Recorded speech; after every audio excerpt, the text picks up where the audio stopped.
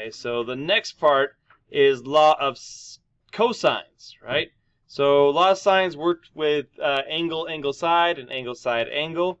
Well, turns out that if you have something like this, if you have an angle, let's say A, and you have C and you have B, well, you cannot use the law of sines because the law of sines requires having an angle, right, like sine of A, and then having A, or sine of B, right, and having B. You had to have a pair of one of these, sine of A and A, sine of B and B, or sine of C and C. But you can see in this situation with right here with the side angle side, you don't have that. So it requires another rule, another formula for this case. And then we also have another case where we don't have any angles. We have all sides, no angles. Again, law of sines cannot help us here because it requires a pair of the same letter, angle, and side. So that's the need for this law of cosines. And since there's 3 different sides, there's 3 different versions. But you really don't need to memorize 3 different versions. You just need to know that if you're solving for A, right, that you need the cosine of A.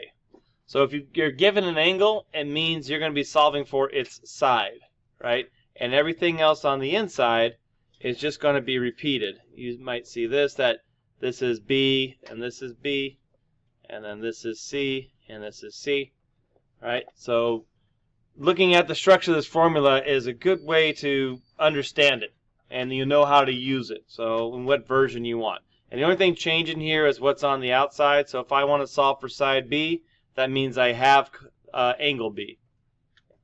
Or if I want to solve for angle B, that means I have all 3 sides, with B is going to be on the outside here. Okay, so it's just going to be getting a little familiar with this new formula, but you don't need to memorize all 3. Kind of like the law of sines, you know, all 3 of them have the same structure. Sine of A over sine of B. I'm sorry, sine of A over sine of A over A, sine of B over B, sine of C over C. All right, so same thing here. Don't overthink it. There's really just one formula, just different versions of it. Okay. So at first, it's probably a good idea to sketch it out a little bit. Make sure you have the picture down correctly. Make sure you read the directions and write it the proper, you know, round to the nearest tenth if it says round to the nearest tenth, and so on. You're, of course, going to need a calculator to do this properly. This is out of our realm to try to just estimate. So start by, let's do a little bit of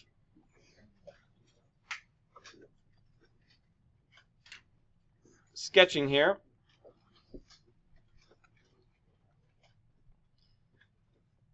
So we have angle A,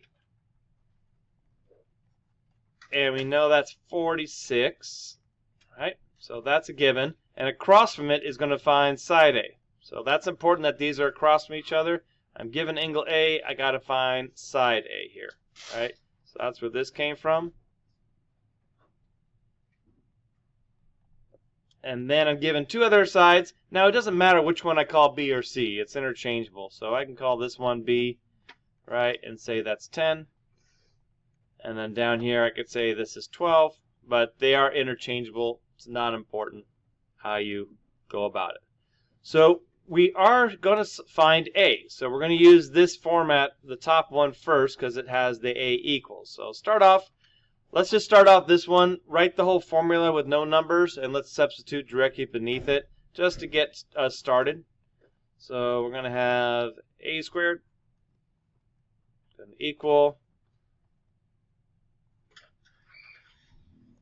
B squared plus C squared minus BC, minus 2BC times cosine of A.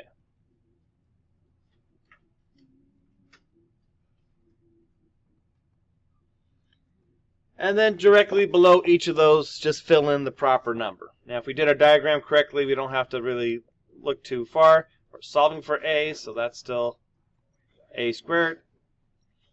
We got B, which is 10, so 10 squared here. C is 12 plus 12 squared minus 2. And then we have the same two numbers that we started off with here, 10 and 12, will be inside here. And that is always the case. So I put these in blue because these numbers always match.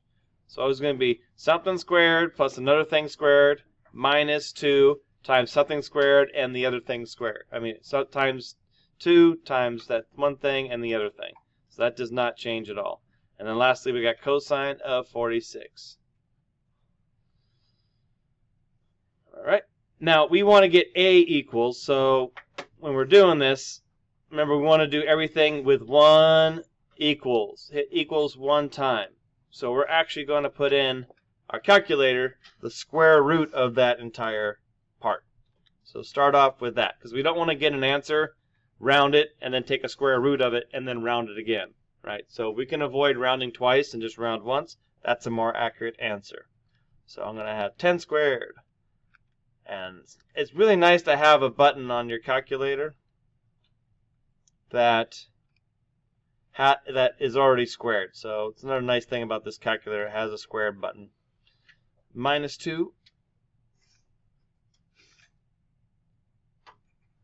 times 10 times 12. And then times cosine of 46. And I get, what, 8.79. Directions say to round to the nearest tenth, so I can change my mode. Let's put it on round to the nearest tenth. One more time. So I get 8.8 for A. And always check to make sure it makes sense. So I have a side of 10, a side of 12, 8.8. This passes something called the triangle inequality. So any two sides must add up to be bigger than the third side. So if I got an answer that was bigger than 22, I'd say something's off. That triangle cannot exist. So with this, it does. And this is the smallest side of the three.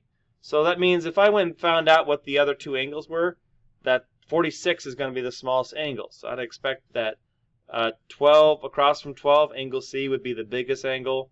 And then the middle side, right, 10 is between 8.8 and 12, so that the angle B would be between 46 and whatever angle C came out to. So just as you're doing this, make sure the common sense part doesn't go out the window and your answers aren't way off. I say that because, once again, if you happen to be in the wrong mode, right, it might look like, well, that 18.6. So this is actually still within the right range. So even that wouldn't save you because it's still less than 22. But if you're in radian instead of in degree, you can see that the answers are quite different. So always make sure you're in the right mode there. All right, go ahead and try B over here. Try a diagram and plug in the values. This time we're solving for B. All right, so we'll use the next one down.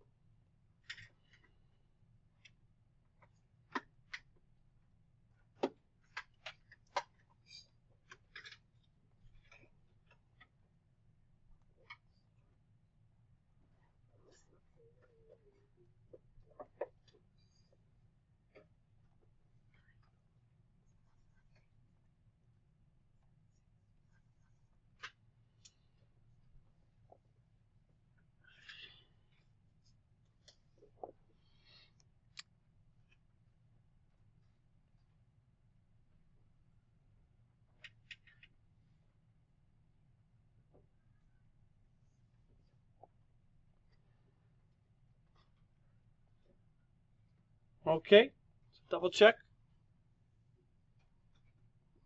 Make sure that's working for you. This is largely a calculator problem. Right? If you know the formula, the calculator's doing all the arithmetic for you.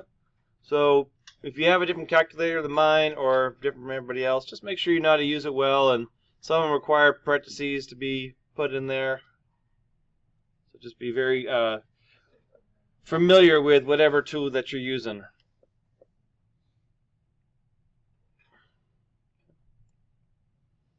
All right, so we have the first case, which we're using it to find a side, a missing side. Now we have the second case, and that is when it is side, side, side. Right? If you have side, side, side, three sides, no angles, right? We can put in the three sides into the formula and solve for a missing angle, either A, B, or C. Okay? So that's what the next example is that we can use this to find a missing angle. Right?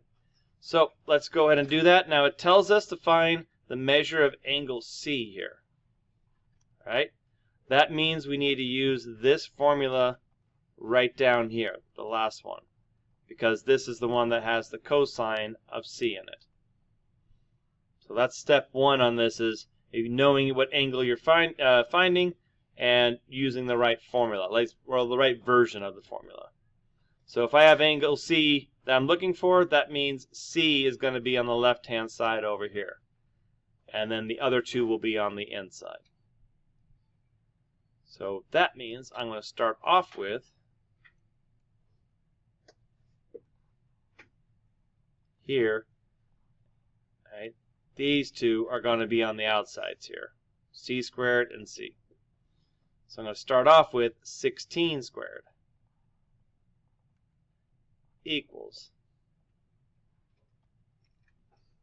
Then I'll have the other two, 24 squared plus 18 squared minus 2 times 24 times 18.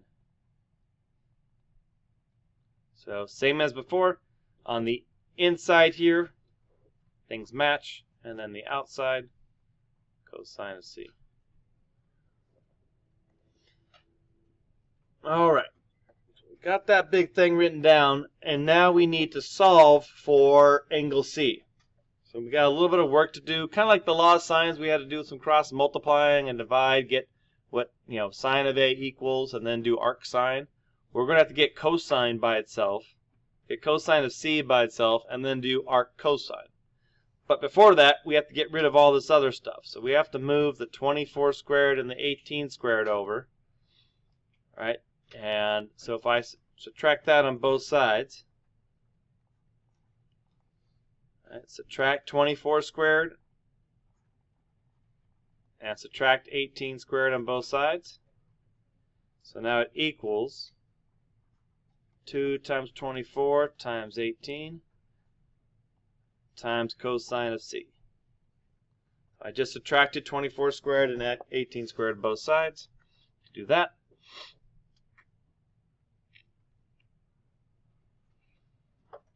so a little bit closer to having cosine by itself. Then we can go through and divide both sides by this part, the negative 2 times 24 times 18.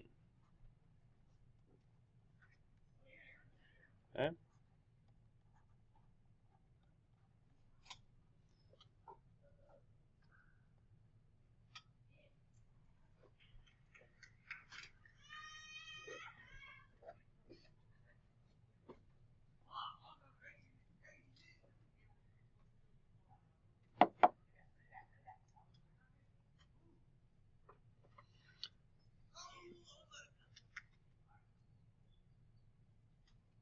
Now the good news is, once we get through this, we're not going to have to really do this every single time. So kind of look for the pattern and see how it's written. It's going to be very similar every single time. Now we need to get C by itself. This is cosine C. So if we want to get measure of angle C, that's where the arc cosine comes into play. So the last step is going to be do the arc cosine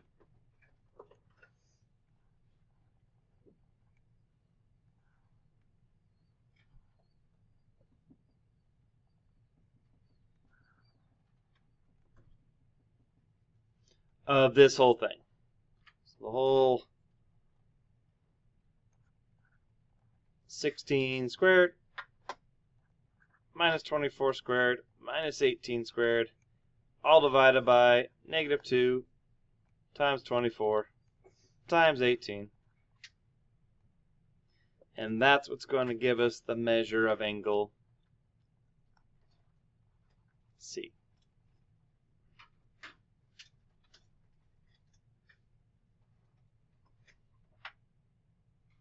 And what you want to note is that the angle that we're finding angle C here, that's what this is right here. That's side C. So as long as you put these in the proper place, you can start with just this version of it. Arc cosine equals the side of the angle I'm finding goes first, then you subtract the other two, divided by negative 2, and the same other two. So you'll notice this little pattern right, this minus 24, and below it you're going to have a 24. This minus 18 squared, below it you're going to have 18. Or whatever number this is, it's going to be the same number here, right? So you'll notice this pattern will happen over and over and over. So as long as you can remember, okay, if I'm solving for angle C, this first number is the angle C, or the side C. And then it's just a calculated problem once again. Go back down here, say arc cosine, fraction, punch it all in.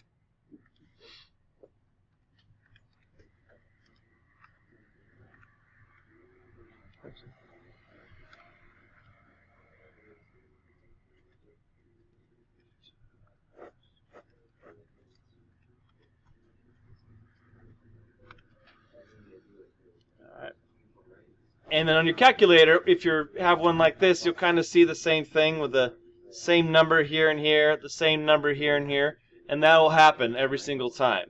Whereas the first one will be the side of what for the angle that you're solving for.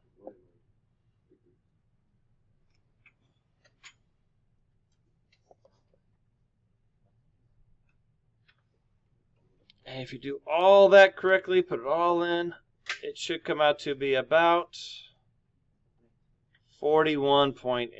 About 41.8 degrees.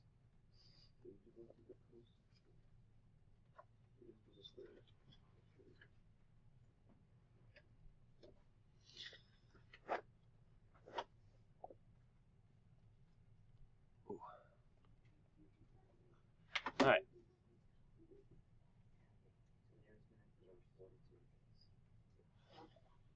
All right. Ask yourself, okay, that look good? Does that look like the right answer? Not really. It says round to the nearest minute. Oh, you want to read directions. Okay. Let's do that. So round that to the nearest minute. That's 42 degrees. So we got 41 degrees. And then 0.8. Remember, it's 0.8 times 60, right? So 6 times 8, 48 minutes. All I have to do is multiply this by 60 down here.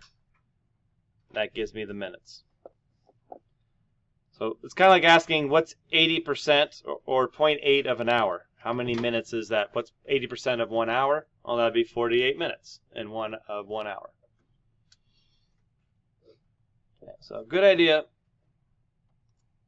Kind of like a small thing you do at the end of every test is you go back and you look at all the directions and look at your answer and see if you really answered the question that was given to you. Every now and then you partially answer it, not the whole way though. Another common one is that it's a word problem and you find out what x equals or find out what the height equals and you really need to plug it back in to find area or something like that. So just because you solve and get something equals or approximately equals doesn't necessarily mean you solve the problem. Okay. What else?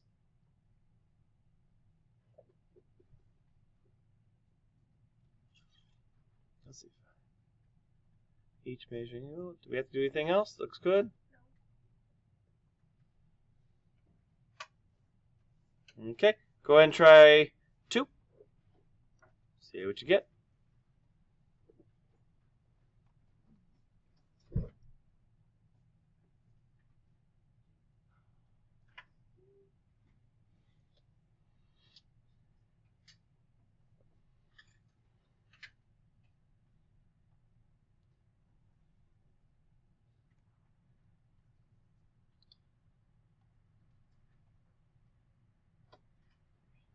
Now, if you wanted to start it this way, that's fine.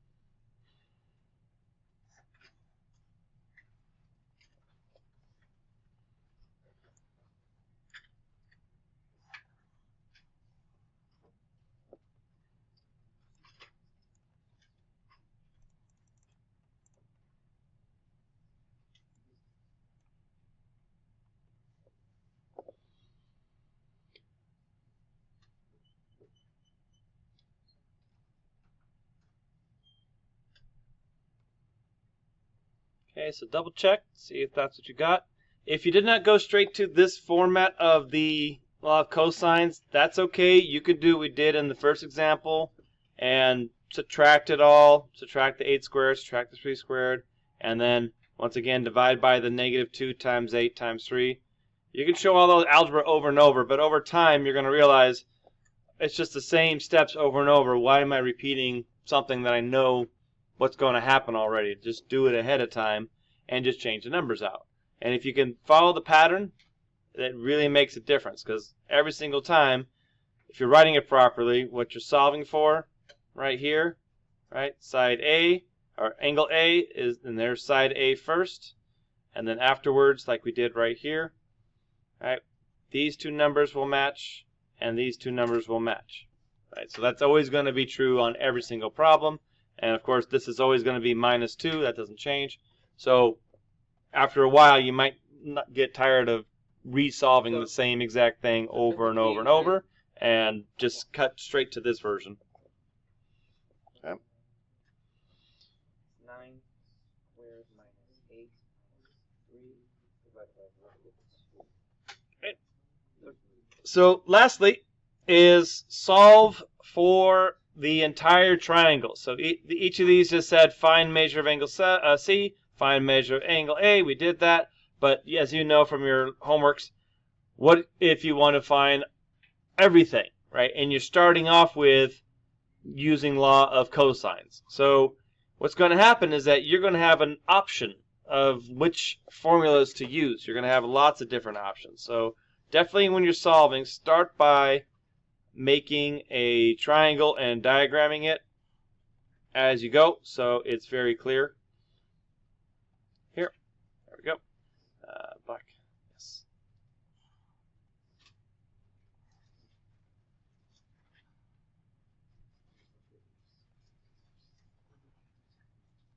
There we go.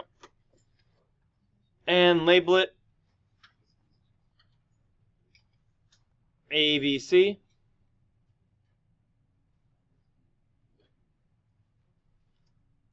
And the sides are opposite the angles, so this will be 5, side A. B will be opposite of B, so angle B, 6, and this will be 7.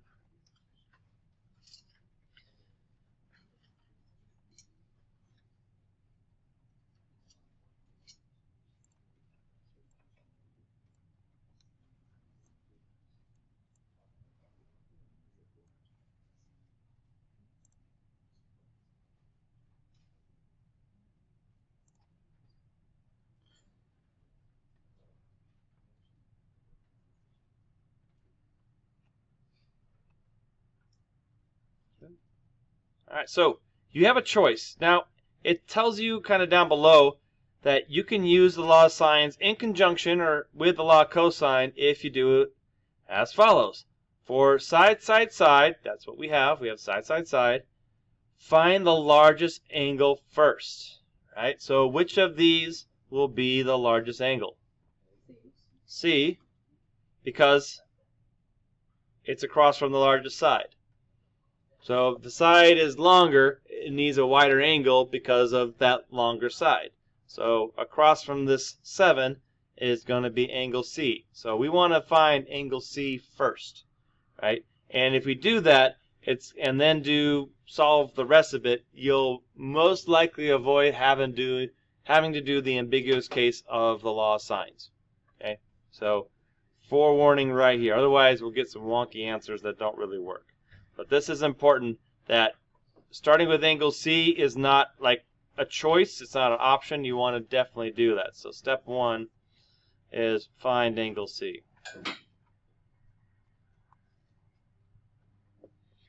And then from there, we can do any order we want. Okay, but that definitely needs to be first. So we have to use law of cosines.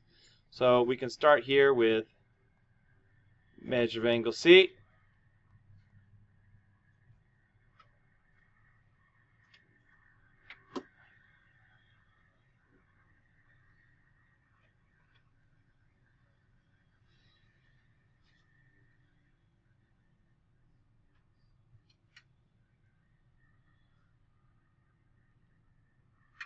And then what goes first?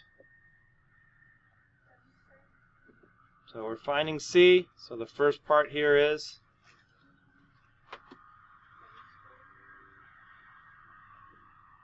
7.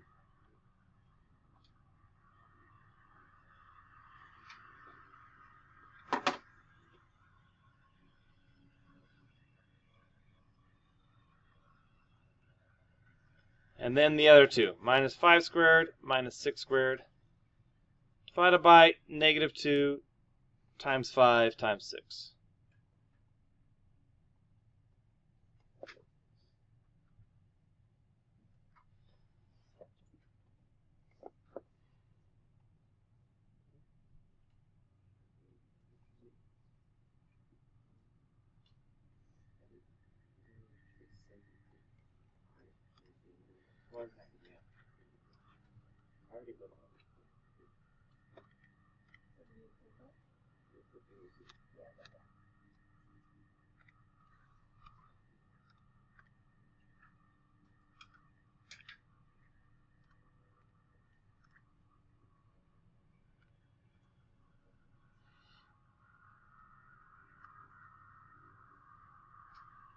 So we get 78.5 approximately for angle C.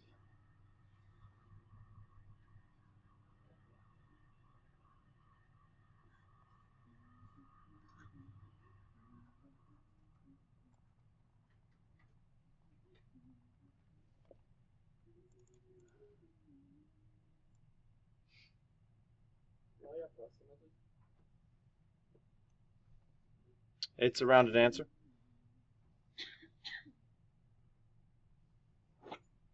Yeah, I have it on rounding mode. Oh, okay. So if I take that off, you can see. Yeah.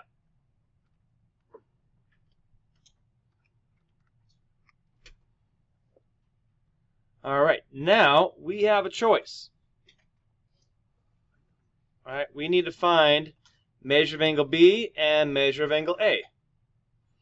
So what you could do is for the next one, you can use the law of sines because now we do have a angle and its side together. We can do sine of 78.5 over 7, right? And we can find the missing side. So let's do that. Okay, so step 2, we're going to do find measure of angle B or A. Doesn't matter which one you do, right? And you can do it using law of sines, or you can do it as law of cosines. Okay? It's up to you. So as part of your homework is going to be try both. See which one you like, see which one, seems to make more sense. Okay, so if we're going to do this law of sines, right, we're going to use, now that what we have 78.5, so I can say sine of 78.5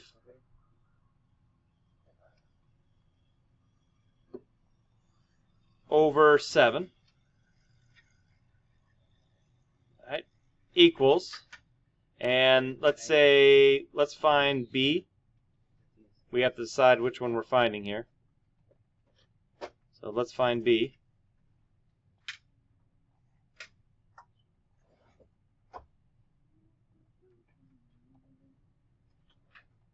Alright, so I'm going to find sine of B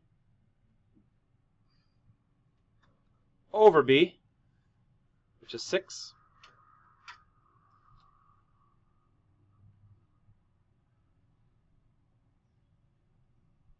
So the measure of angle B, we're going to do some cross multiplying and whatnot, and we're finding an angle, so I got to have in the arc sine. We're just using everything we've been doing on our homeworks lately. And then the diagonal is 6 times sine of 78.5 all over 7.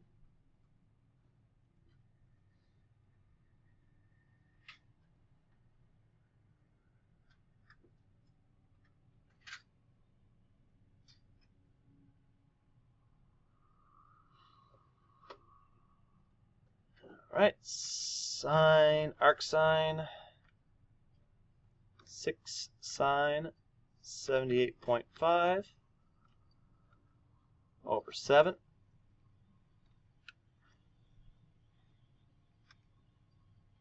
And we get 57, about 57.1.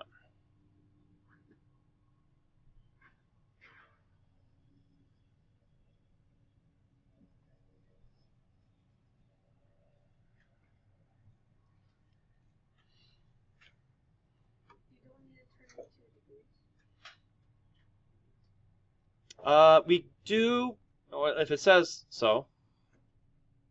Doesn't really stipulate that here. We're pretty good there.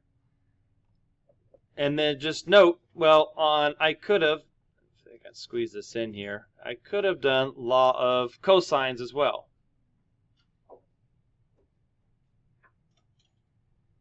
And I'll get approximately the same answer. It should round to the same tenth, but they won't be the same exact decimal. But if I do it this way, let's see here. Let's see if I can, I don't know if I can get that out of here or not.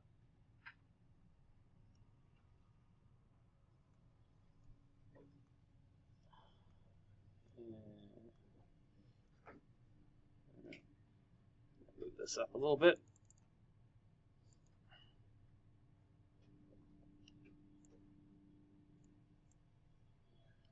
That's the law of sines. And if I want to do this using law of cosines,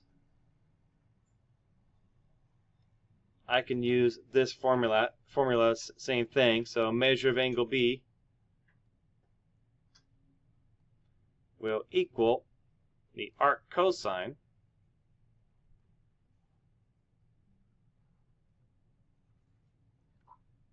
and then B is going to be equal to 6. Yep, B is 6. So I'll have 6 squared minus 5 squared minus 7 squared over negative 2 times 5 times 7.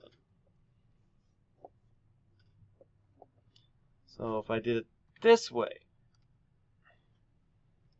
6 squared minus 5 squared minus 7 squared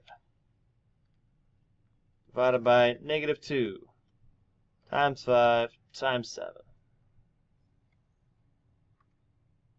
And you can see we do get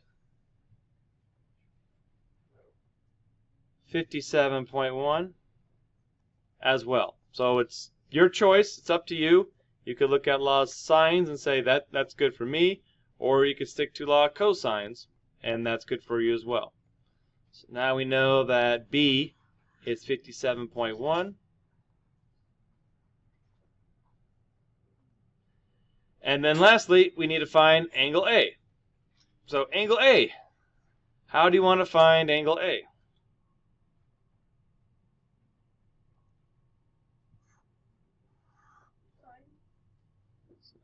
Next is find the third angle.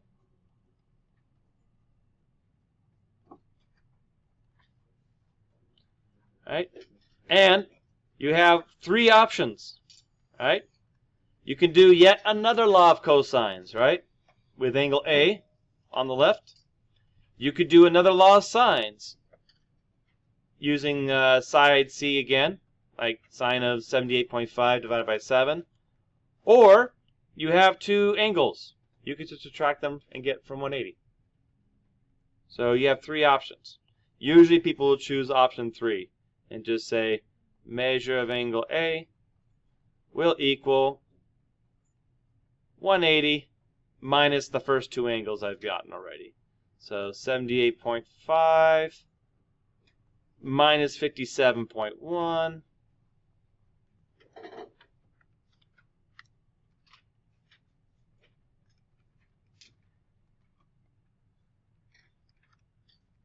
And we get 44, about 44.4. And now we have solved all 3. Now if you want to go through and do that, getting 44.4 with law of sines or law of cosines, you can do that as well.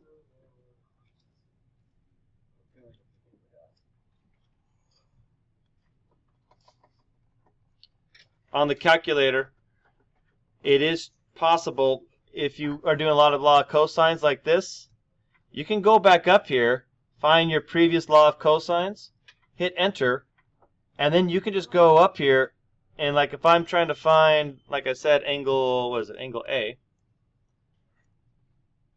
that's across from 5. So I could just go here and switch, go on my 6, hit 5, go on my 5, hit 6, and then go down here and change this 5 to 6. And voila, I didn't have to retype everything and do it all over. So some people get crafty and really familiar with their calculator and say, well, even though, I could do just 180 minus this, it's just as easy. I just change that 6 to a 5, that 5 to a 6, and that 5 to a 6, and that's probably even faster. So the more you practice, the better you get, and you'll find more things, and the more familiar you are with the tools, that might be easier for you. It's just important that you practice this and try it until you find a comfort zone with it. So lots of practice, okay? All right, so I'll leave with that, and you just got a few problems to practice today. Tomorrow there'll be a mixture of law of sines, cosines, just a little bit more. Then a review with everything, with the minutes and all that good stuff, things from last week. The complex numbers we started with, adding, subtracting, multiplying, dividing complex numbers, and then quiz that on Friday. Okay, that's the plan.